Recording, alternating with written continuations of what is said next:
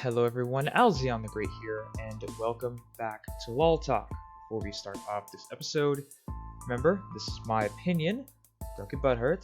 Whatever I predict, I'm usually wrong, although I don't think I'm going to be wrong about this one. All players mentioned here are better than me, now that I'm mentioning players specifically today. Any images used in this are not owned by me, and I do not make profit off of them, and remember to like and subscribe. Now, as we get into this, today I want to talk about a couple of things. About one, the recent rumors of the removal of the import rule and how it will destroy North America, and how I think that North America, without results this year, solid results from an international tournament this year, we're no longer really a major region or a major player in League of Legends in terms of being considered a major region. Now, one reason why I think that is we're not. We're just not. We don't have any developmental leagues really at all, besides the LCS, which is about the same as the normal LCS at this point.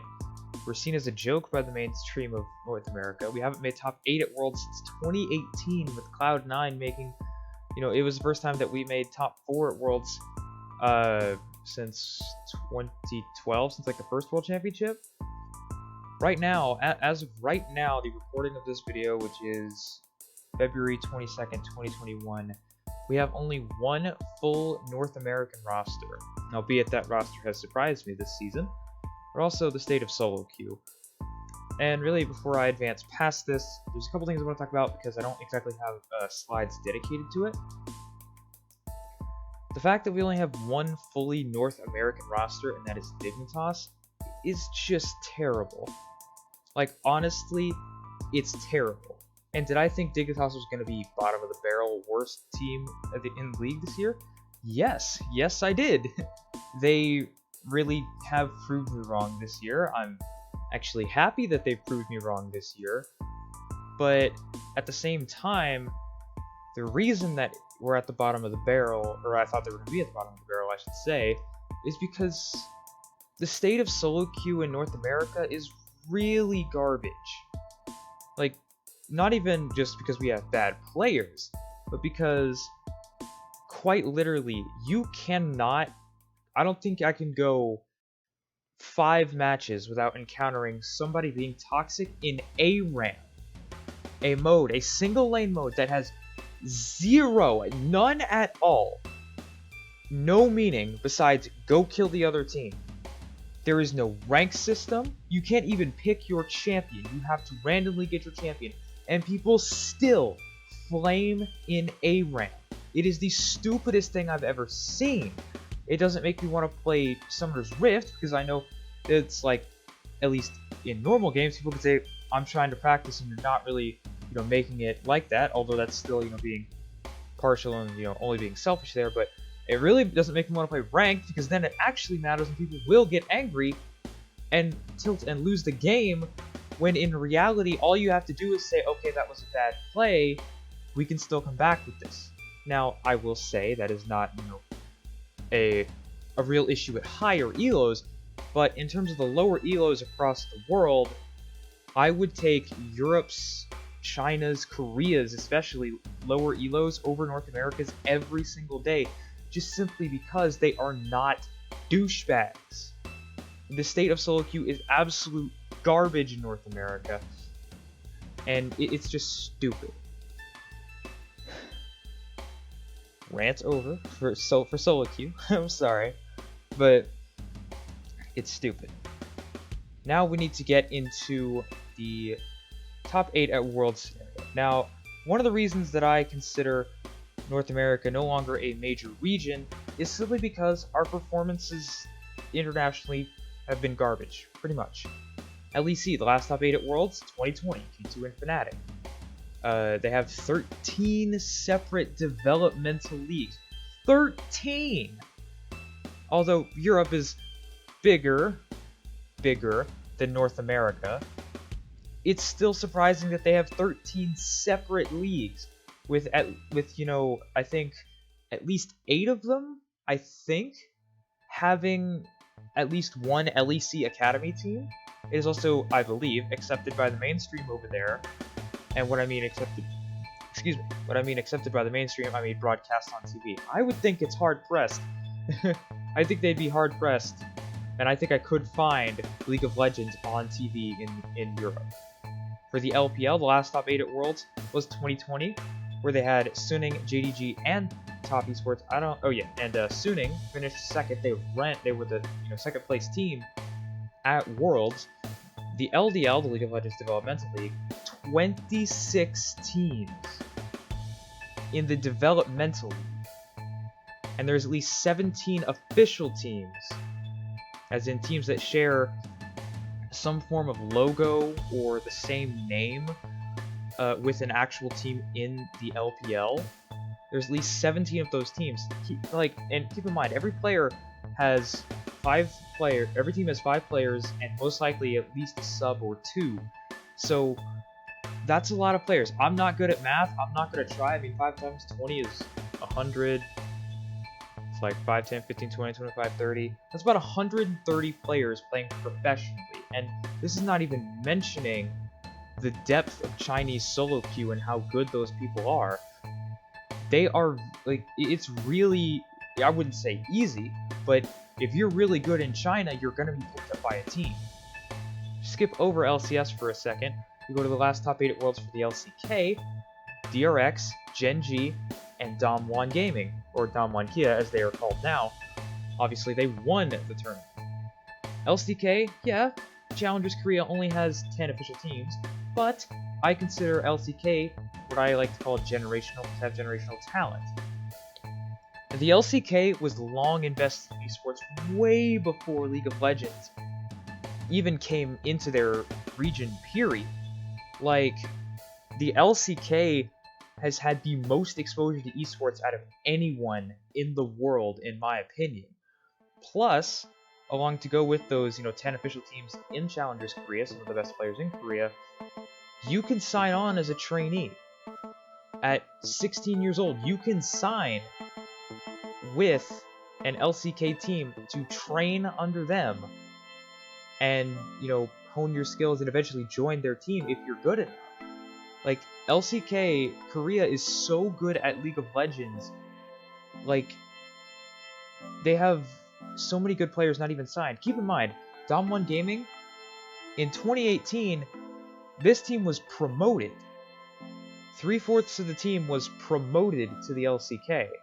2 years later, with a veteran AD carry that nobody thought was good, and a new support named Beryl, who ended up, having one of the best World Championships and having one of the best Pantheons, I think, in the world, they won it in 2 years. If that's the talent that the LCK can put out, just in 2 years from Challenger to literal top of the world, sitting on the throne is Showmaker.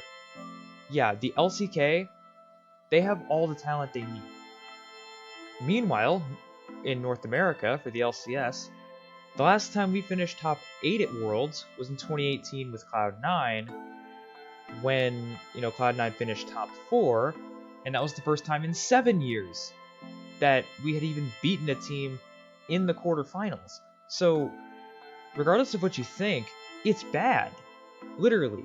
From 2012 to 2017, a North American team made it, but lost.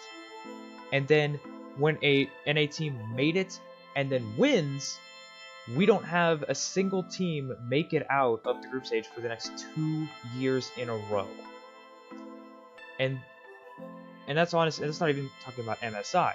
By the way, China, I know you can find it on TV. Korea, it's too, normalized. It's on TV. You can't find it on TV. I can find a freaking game from 2007 on the Simulation Football League on TV. Now, no shade thrown at the Simulation Football League. I think it's a great idea. I don't watch it, of course, but I do like it. I mean, I create, simulation leagues on my own. And I'm not, throwing shade at it because it's, a bad thing to do in Game of 2008. No, it's on TV over League of Legends on the weekends. LCS is not on TV. The only major region to not be on TV. League of Legends Academy series, I've already talked about that a little bit. I kind of threw it out there. It's the same thing as the LCS. I mean, basically, that's about it. It's the same thing as the LCS.